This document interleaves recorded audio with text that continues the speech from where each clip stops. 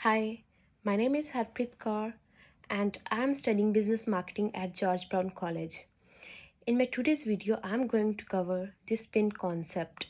The word spin represents situation, problem, implication, and needs payoff.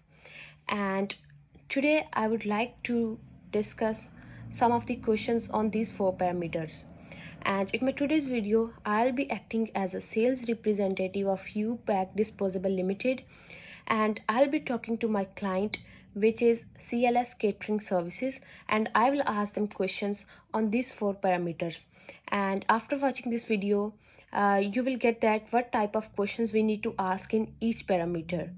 So let's begin with the video.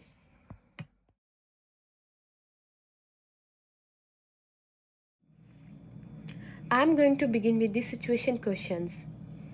In this part, I'll be asking as many questions to the buyer to attain a knowledge about their current situation.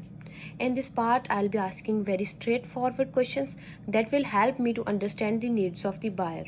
So let's begin with the questions. Question number 1.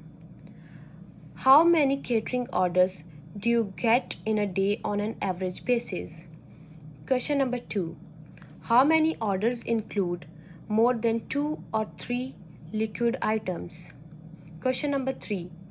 What type of containers do you use? Question number 4. How long your customers need to wait just to get their food packed? Or if I would simply say that, how much time your staff takes to pack the food items?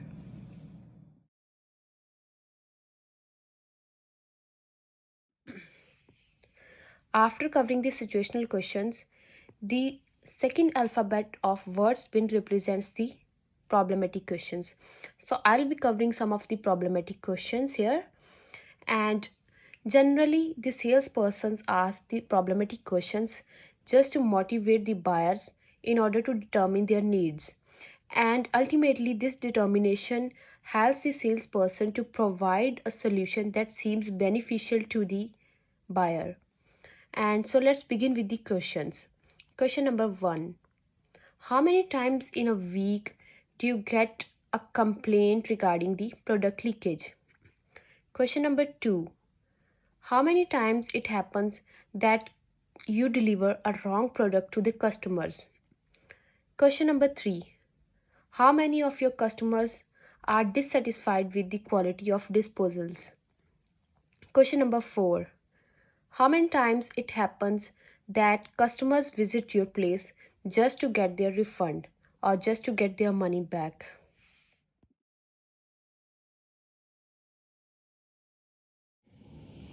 After motivating the buyer to determine their needs, the next step of the salesperson is to ask implication questions. Implication questions usually helps the salesperson to increase buyer's motivation to seek change.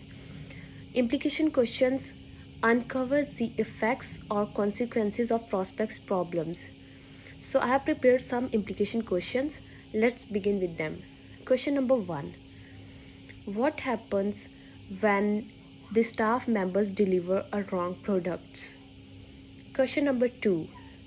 When you receive many orders, how does it affect your staff's performance? Question number 3. How difficult is it for your staff members to remember the dishes inside the containers? Question number 4. How time consuming is it for your staff to pack the items properly when they are in hurry?